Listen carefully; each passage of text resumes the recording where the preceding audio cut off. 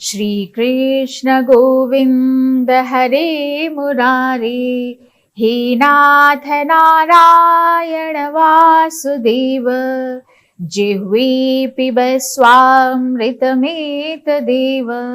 गोविंद दामोदर माधवेति। नमस्कार प्रिय विद्यार्थियों, स्वागत है आप सभी का Shrimad Bhagavad Gita textual and philosophical exploration पाठ्यक्रम के वीक 10 लेक्चर नंबर 1 में। आज हम प्रवेश कर रहे हैं श्रीमद् भगवद गीता के चतुर्दश अध्याय में, जिसका नाम है गुणत्रय विभाग योग, अर्थात प्रकृति के 3 गुणों का विवेचन हम भली भांति समझेंगे। भगवान श्री कृष्ण इस अध्याय में हमें यह बतलाते हैं कि हमारा मन, व्यवहार और कर्म 3 प्रकार के गुणों से प्रभावित होता है। वो 3 गुण हैं सत्वगुण, रजोगुण और तमोगुण। सत्व, रजस, तमस, इन तीनों गुणों को जानना आत्मज्ञान की दिशा में एक बहुत ही महत्वपूर्ण कदम है। तो आज हम चतुर्दश अध्याय के श्लोक संख्या 1 से 9 तक का गहन अध्ययन करेंगे। तो आइए, इससे पहले कि हम अध्याय को पढ़ना शुरू करें, इसकी अवतरणिका को समझते हैं। देखिए, भगवान श्री कृष्ण ने त्रयोदश अध्याय के अंत में कहा कि ज्ञान चक्षु से क्षेत्र और क्षेत्रज्ञ के भेद को देखने वाला परमात्मा को प्राप्त हो जाता है। अब प्रश्न उठता है कि वह ज्ञान क्या है और उसकी महिमा क्या है और उस ज्ञान की प्राप्ति का सरल उपाय क्या है। इसी सब का वर्णन करने के लिए भगवान चतुर्दश अध्याय का विषय प्रारंभ करते हैं। बंधन 2 से होता है, प्रकृति से और प्रकृति के कार्य गुणों से। प्रकृति के बंधन से छूटने के लिए भगवान ने 13वें अध्याय का विषय बतला दिया। अब प्रकृति के कार्य जो ये 3 गुण हैं, उन गुणों के बंधन से छूटने के लिए भगवान चतुर्दश अध्याय का विषय प्रारंभ करते हुए पहले 2 श्लोकों में ज्ञान की महिमा का वर्णन करते हैं। तो आइए हम पढ़ना शुरू करें। श्री भगवानुवाच परं भूयः प्रवक्ष्यामि ज्ञानानां ज्ञानमुत्तमं यज्ञात्वा मुनयः सर्वे परां सिद्धिमितो गताः। अति उत्तम परम ज्ञान के कथन की प्रतिज्ञा ले रहे हैं श्री भगवान और उसकी महिमा भी बता रहे हैं। तो भगवान ने कहा, हे अर्जुन, ज्ञानानाम उत्तमम, संपूर्ण ज्ञानों में उत्तम और परम श्रेष्ठ। तो ज्ञानों में भी अति उत्तम उस परम ज्ञानम, ज्ञान को मैं भूयः प्रवक्ष्यामि, फिर कहूंगा। सभी ज्ञानों में भी अति उत्तम उस परम ज्ञान को मैं फिर कहूंगा। यज्ञात्वा, जिसे जानकर सर्वे मुनयः, सभी मुनिजन इतः, इस संसार से मुक्त होकर पराम सिद्धिम गताः, परम सिद्धि को प्राप्त हो गए हैं। तो यहां भगवान ने क्या कहा? भावार्थ यह है कि मैं तुम्हें फिर से वह सर्वोत्तम ज्ञान बताने जा रहा हूं हे अर्जुन, जिसे जानकर मुनिजन परम सिद्धि को प्राप्त हुए हैं। अब देखिए, यहां भगवान श्री कृष्ण फिर से अर्जुन का ध्यान एक गूढ़ विषय की ओर आकर्षित कर रहे हैं। वे कहते हैं कि जो ज्ञान में दूंगा वह कैसा है? तो ज्ञानों में श्रेष्ठ है, सभी ज्ञानों में श्रेष्ठ है ज्ञानानाम उत्तमम ज्ञानम, क्योंकि यह ज्ञान न केवल संसार को समझने में सहायक है, बल्कि यह मोक्ष का भी द्वार खोलता है। फॉर एग्जाम्पल, मान लीजिए कि आपके पास 3 प्रकार के चश्मे हैं। एक बिल्कुल साफ है, स्वच्छ, दूसरा धुंधला है और तीसरे में धूल जमी हुई है। आप एक ही दृश्य को तीनों चश्मों से देखेंगे तो क्या दृश्य एक समान होगा? नहीं। हमारे गुणों की भी स्थिति उस चश्मे की ही तरह है। ये हमारे सोच, अनुभव और निर्णय को प्रभावित करते हैं, ये तीनों गुण। और उन्हीं का ज्ञान अब इसमें देंगे श्री भगवान। Let us read the meaning in English now. Lord Shri Krishna continued, now I will reveal unto the wisdom which is beyond knowledge, by attaining which the sages have reached perfection. तो इस तरह हमने देखा कि लौकिक और पारलौकिक जितने भी ज्ञान हैं, जितनी भी कलाएं, विद्याएं, भाषा, लिपि, जो भी ज्ञान है, उन सब से प्रकृति पुरुष का भेद बतलाने वाला, परमात्मा की प्राप्ति कराने वाला यह ज्ञान श्रेष्ठ है, सर्वोत्कृष्ट है। इसके समान दूसरा कोई ज्ञान है ही नहीं, हो ही नहीं सकता, क्योंकि दूसरे सभी ज्ञान संसार में फंसाने वाले हैं, बंधन में डालने वाले हैं। अब हम लोग दूसरा श्लोक पढ़ेंगे। इदं ज्ञानमुपाश्रित्य मम साधर्म्यमागताः सर्गेऽपि नोपजायन्ते प्रलये न व्यथन्ति च। भगवान ने कहा, हे अर्जुन, इदम ज्ञानम, इस ज्ञान को, उपाश्रित्य, आश्रय करके, अर्थात धारण करके, मनसा धर्म्यम आगताः, मेरे स्वरूप को प्राप्त हुए पुरुष, सर्गे, सृष्टि के आदि में पुनः, नोपजायन्ते, फिर से उत्पन्न नहीं होते, और फिर प्रलये न व्यथन्ति च, और महाप्रलय में भी, प्रलय काल में भी व्यथित नहीं होते, व्याकुल नहीं होते। तो श्लोक का भावार्थ यह है कि जो कोई इस ज्ञान को प्राप्त कर लेते हैं और फिर इसका आश्रय करके मेरे स्वरूप को पा लेते हैं, मम साधर्म्यमागताः, उस ज्ञान का आश्रय लेकर जो मेरे जैसे हो जाते हैं, यानी मेरी सधर्मता को प्राप्त कर लेते हैं। जैसे मेरे में कर्तृत्व भोक्तृत्व नहीं है, वैसे ही उनमें भी कर्तृत्व भोक्तृत्व नहीं रहता। जैसे मैं सदा ही निर्लिप्त निर्विकार रहता हूं, वैसे ही उनको भी अपनी निर्लिप्तता, निर्विकारता का अनुभव हो जाता है।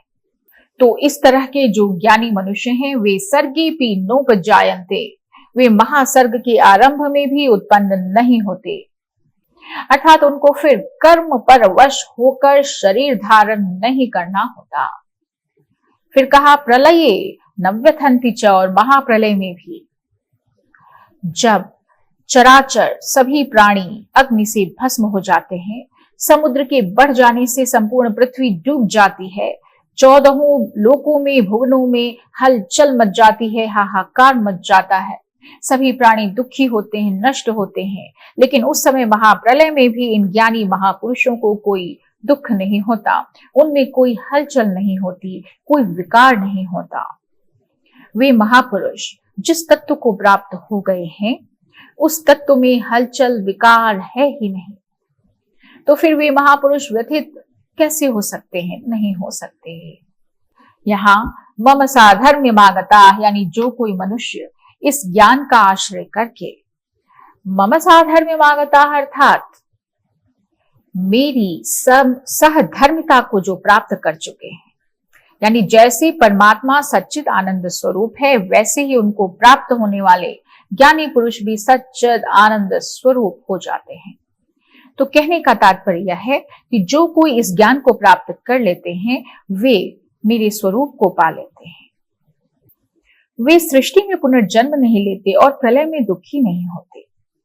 यह ज्ञान हमें जन्म मरण के चक्कर से बाहर निकाल सकता है, यही तात्पर्य है। साधक को यह समझ में आने लगता है कि वह केवल शरीर नहीं, बल्कि उससे परे शाश्वत आत्मा है। तो क्या हमें इस ज्ञान से कोई व्यावहारिक लाभ भी है? बिल्कुल। जब हम यह समझने लगते हैं कि हमारे भीतर कौन से गुण कार्य कर रहे हैं, तो हम अपने व्यवहार, प्रतिक्रियाओं और निर्णयों को नियंत्रित कर पाते हैं। Well, let us read the meaning in English now. Dwelling in wisdom and realizing my divinity, they are not born again when the universe is recreated at the beginning of every cycle, nor are they affected when it is dissolved. अब आइए हम तीसरा श्लोक पढ़ते हैं, जहां हम पढ़ेंगे, देखेंगे कि जो परमात्मा स्वरूप को प्राप्त हो जाते हैं, उनके जैसे हो जाते हैं, वो तो सृष्टि और प्रलय में व्यथित नहीं होते, लेकिन जो जन्म लेते हैं, उनके जन्म लेने की प्रक्रिया क्या है, इसी को हम तीसरे श्लोक में पढ़ रहे हैं। मम योनिर्महद् ब्रह्म तस्मिन् गर्भं दधाम्यहं संभवः सर्वभूतानां ततो भवति भारत। भगवान ने कहा, हे अर्जुन, हे भारत, ममा, मेरी, महद ब्रह्म यानी मूल प्रकृति तो योनि ही उत्पत्ति स्थान है। मेरी जो महद ब्रह्म रूप मूल प्रकृति है वह संपूर्ण भूतों की योनि है। योनि मतलब गर्भाधान का स्थान है। और अहम मैं तस्मिन उस योनि में गर्भम दधामि जीव रूप गर्भ का स्थापन करता हूं। ततः सर्वभूतानां संभवः भवति, उसी से संपूर्ण प्राणियों की उत्पत्ति होती है। ततः मतलब उस जड़ चेतन के संयोग से सभी भूतों की प्राणियों की उत्पत्ति होती है। तो इसका पूरा अर्थ हो गया कि हे अर्जुन, मेरी जो मूल प्रकृति है वही संपूर्ण भूतों की योनि है, यानी गर्भाधान का स्थान है। और मैं उस योनि में गर्भ किसे कहते हैं? चेतन समुदाय रूप जो गर्भ है उसको स्थापन करता हूं, दधामि। और फिर उस जड़ चेतन के संयोग से सभी भूतों की, सभी प्राणियों की उत्पत्ति होती है। तो भगवान ने यही कहा कि मेरी मूल प्रकृति तो उत्पत्ति स्थान है और मैं उसमें जीव रूपी गर्भ की स्थापना करता हूं। उसी से संपूर्ण प्राणियों की उत्पत्ति होती है और सृष्टि चल रही है। Let us read the meaning in English now. The eternal cosmos is my womb in which I plant the seed from which all beings are born, O Prince. आइए चौथा श्लोक पढ़ते हैं। सर्वयोनिषु कौन्तेय मूर्तयः सम्भवन्ति याः तासां ब्रह्म महद्योनिरहं बीजप्रदः पिता। भगवान यहाँ कह रहे हैं, हे कौन्तेय, हे अर्जुन, सर्वयोनिषु नाना प्रकार की सभी योनियों में, याह मूर्तयः प्राणियों के जितने शरीर हैं, संभवंती जो उत्पन्न होते हैं, तासाम उन सब के, योनि ही गर्भ धारण करने वाली माता है। योनि मतलब तासाम योनि ही महद ब्रह्म, जो महद ब्रह्म अर्थात मूल प्रकृति, वही इन सभी प्राणियों की योनि है। और अहम मैं कैसा हूं? माता तो वो हो गई, मैं बीज प्रदः बीज को स्थापन करने वाला पिता हूं। तो इन दोनों ही श्लोकों का भावार्थ यह हुआ कि प्रकृति मेरी शक्ति है, मूल प्रकृति, उसमें मैं बीज रूप से सृजन करता हूं। सभी प्राणी उसी से उत्पन्न होते हैं। यहाँ प्रकृति और पुरुष की संकल्पना दी गई है। प्रकृति जिसको महद ब्रह्म शब्द से इस श्लोक में बतलाया गया है वह क्या है? तो माता के रूप में है। और भगवान स्वयं बीज प्रदाता पिता है। बीज प्रदः बीज को स्थापन करने वाले पिता है।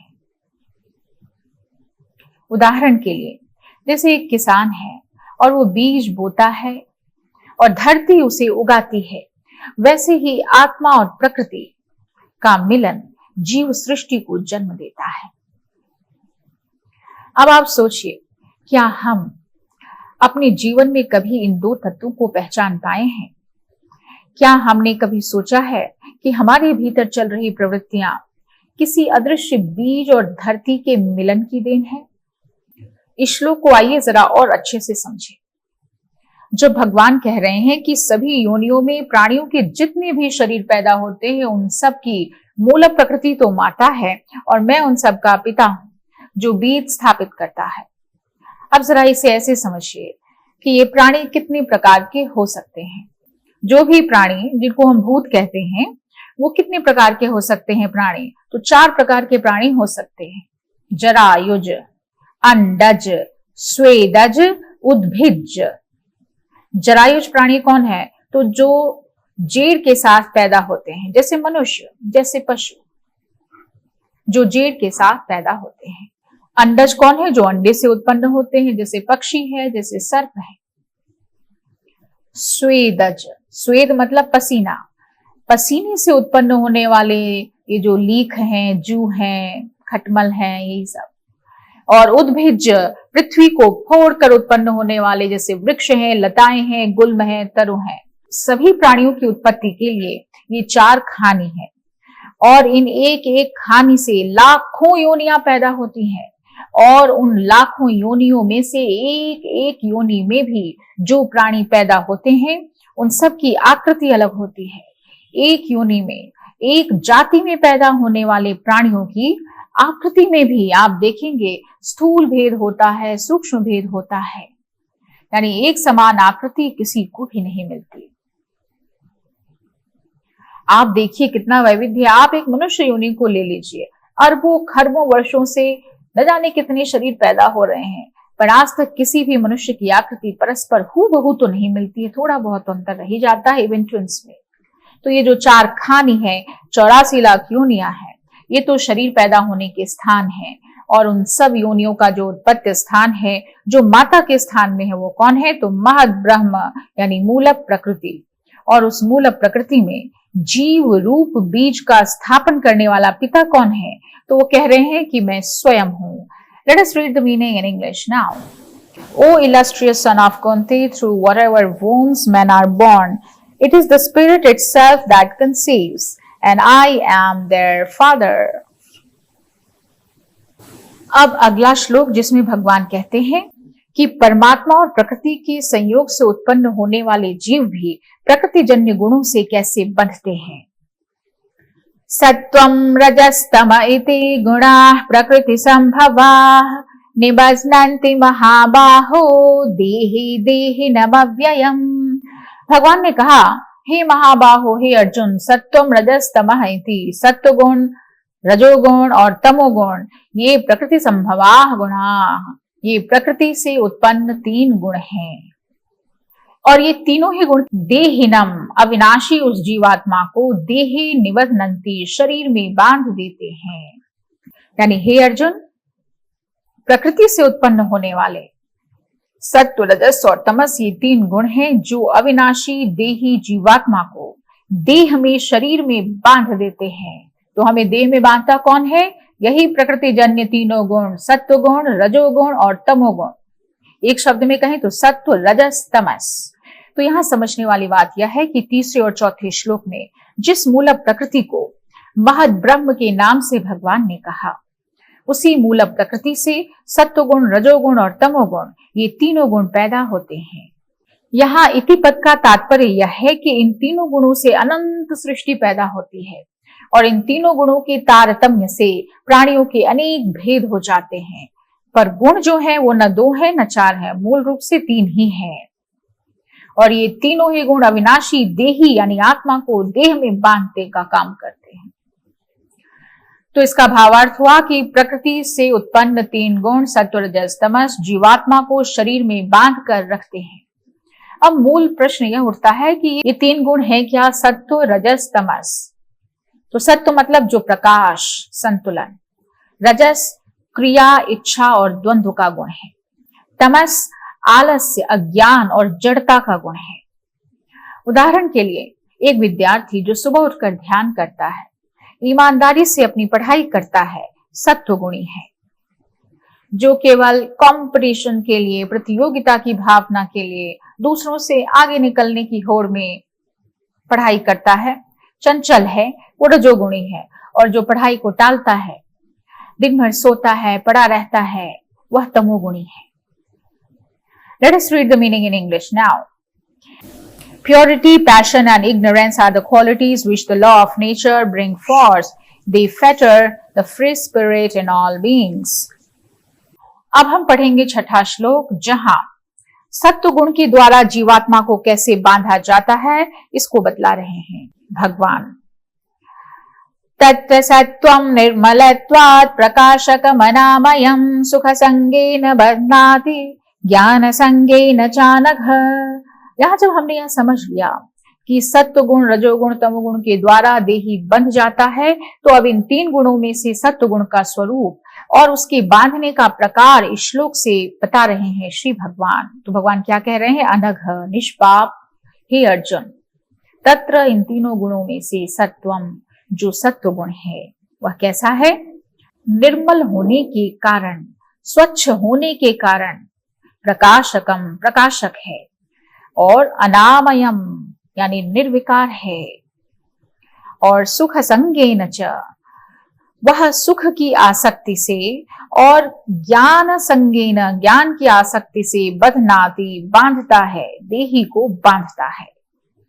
तो इसका तात्पर्य यह हो गया कि हे निष्पाप अर्जुन, उन तीनों गुणों में से सत्व गुण तो निर्मल होने के कारण, स्वच्छ होने के कारण प्रकाशक है और विकार रहित है, अनामय है, और वह सुख के संबंध से एवं ज्ञान के संबंध से मनुष्य को बांधता है, देही को बांधता है।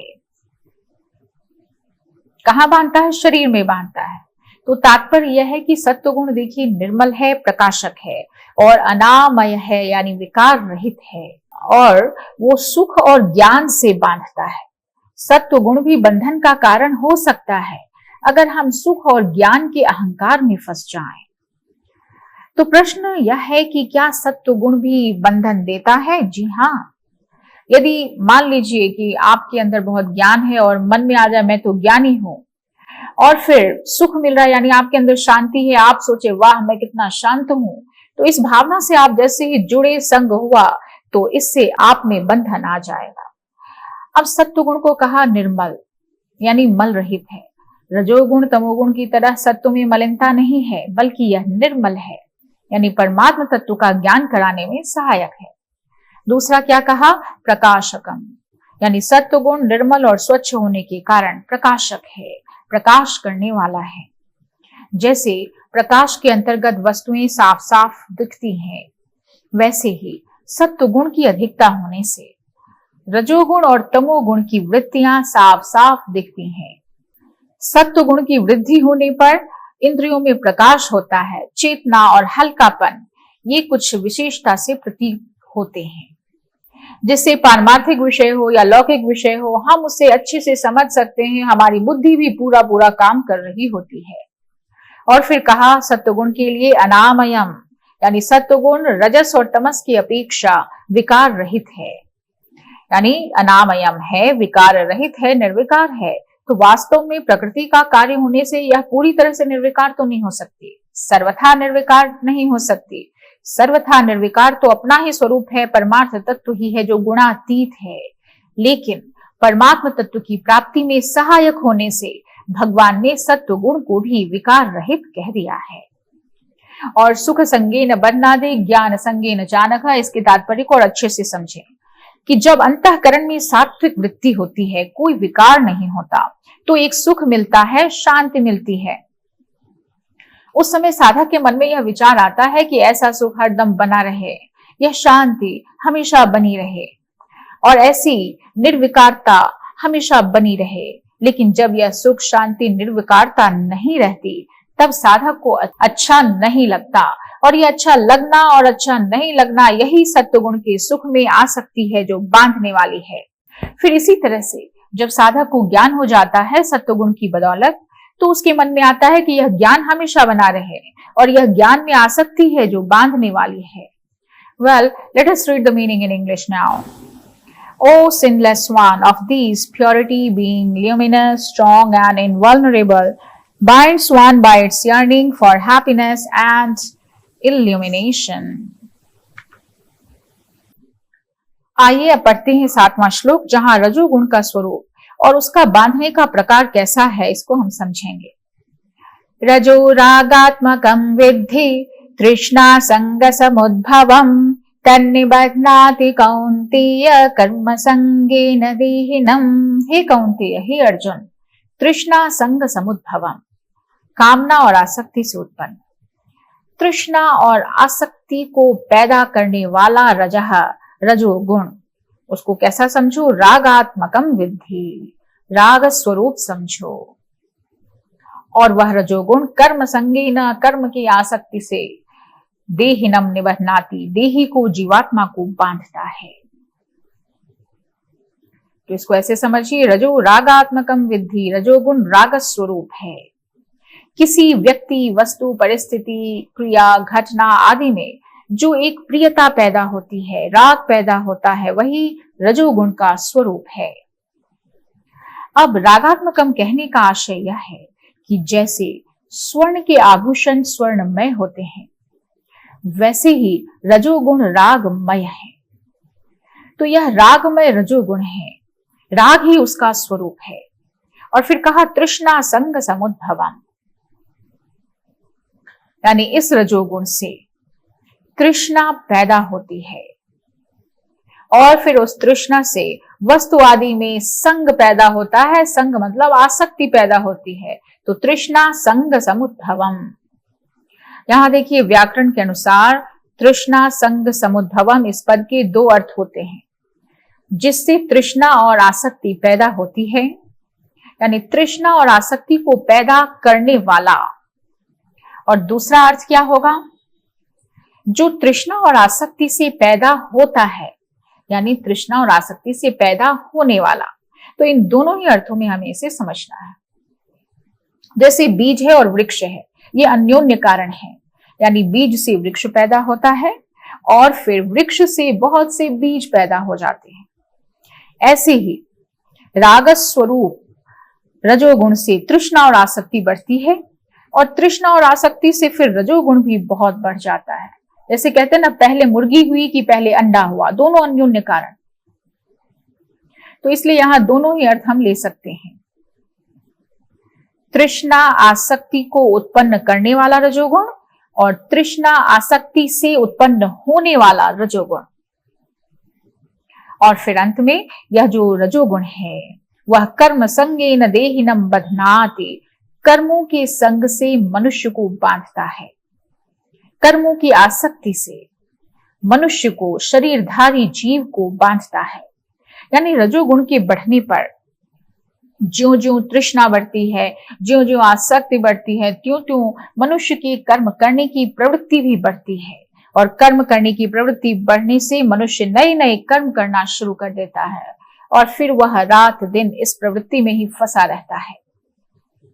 और मनुष्य की मनोवृत्तियां रात दिन नए नए कर्म आरंभ करने के चिंतन में लगी रहती है।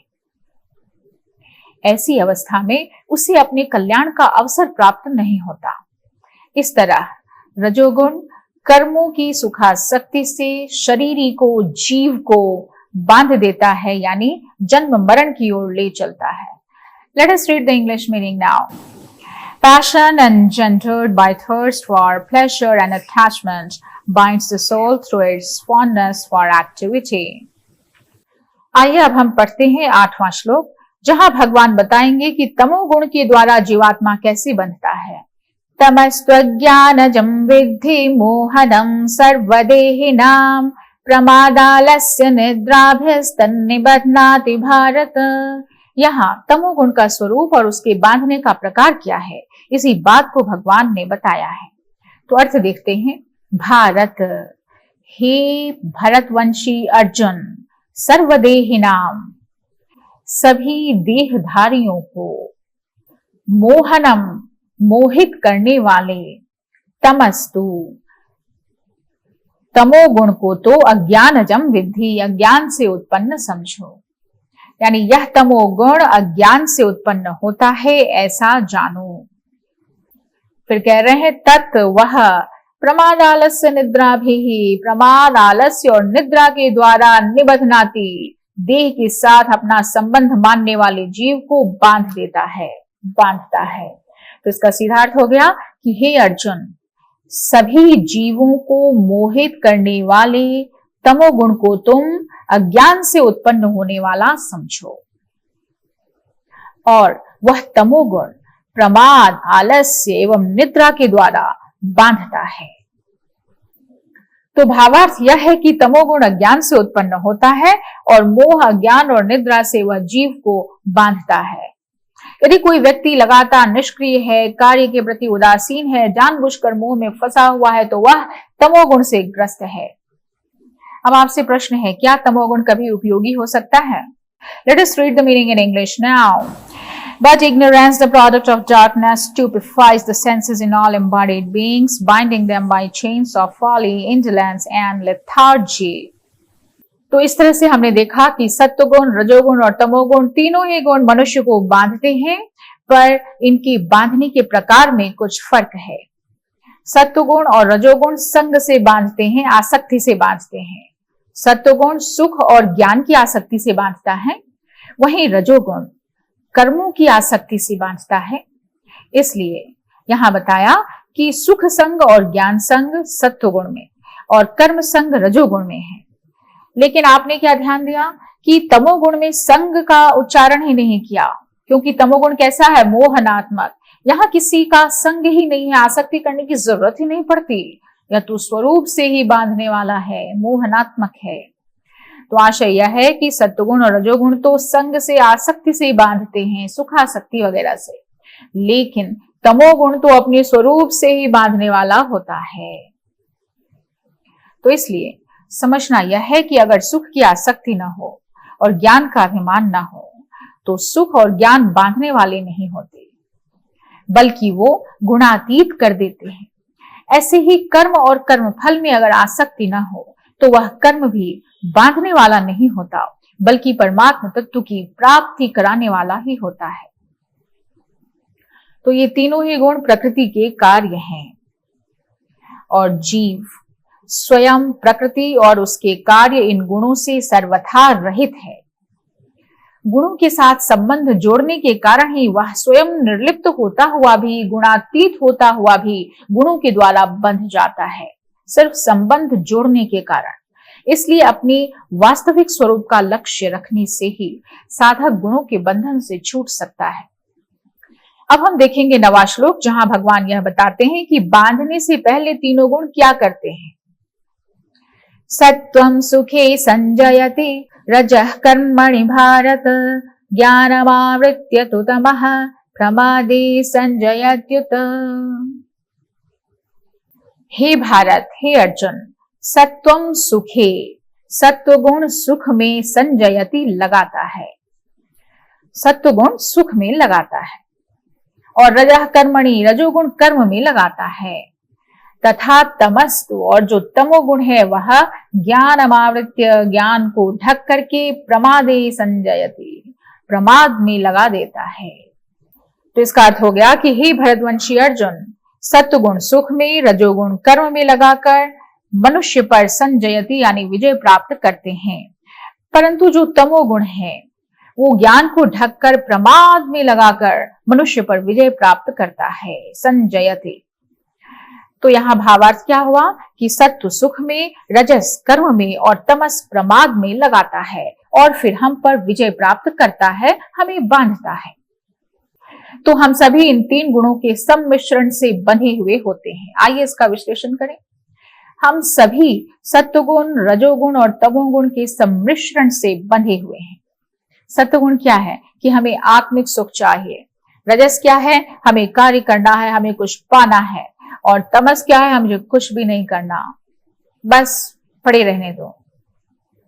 तो यहाँ उदाहरण के लिए किसी दिन आप देखेंगे आप बहुत उत्साहित हैं, किसी दिन बहुत आलसी हैं, तमोगुण का प्रभाव। किसी दिन आप शांत और चिंतनशील हैं तो सत्व गुण है, जिस दिन बहुत उत्साही है तो रजोगुण है। तो हमारी दिनचर्या में आप देखेंगे कि तीनों ही गुण जो हैं कभी ज्यादा कभी कम बने रहते हैं। कभी कोई किसी को पटक रहा है, कभी कोई उठ रहा है, तो तीनों गुण एक दूसरे को दबाते हैं, पटकते हैं, कभी ज्यादा कभी कम होते हैं। Let us see the English meaning now. Purity brings happiness, passion commotion, and ignorance which obscures wisdom leads to a life of failure.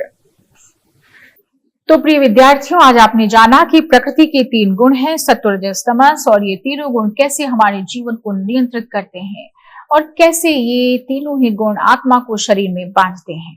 अब प्रश्न यह है कि क्या हम केवल सत्व गुण की ओर उन्नति करके मोक्ष को प्राप्त कर सकते हैं? आंशिक रूप से हाँ, पर अंतिम मुक्ति इन तीनों गुणों से ऊपर उठकर होती है, जिसे गीता में त्रिगुणातीत कहा गया है। इसे हम आने वाले श्लोकों में विस्तार से पढ़ेंगे। आप सभी के लिए कुछ कार्य मैं दे रही हूँ। आप अपनी एक दिन की गतिविधियों का अवलोकन करें और बताइए कि किस समय कौन सा गुण प्रभावी था। इसको बस आपको ऑब्जर्व करना है। तो इस व्याख्यान में हमने गुणों की गहराइयों को छूने का प्रयास किया। अगले व्याख्यान में हम देखेंगे कि कैसे ये गुण आपस में संघर्ष करते हैं और कैसे इनसे ऊपर उठकर आत्मा मुक्ति प्राप्त कर सकती है। आप सभी को बहुत बहुत धन्यवाद, शुभकामनाएं। जय श्री कृष्णा, हरि ओम, नमस्कार।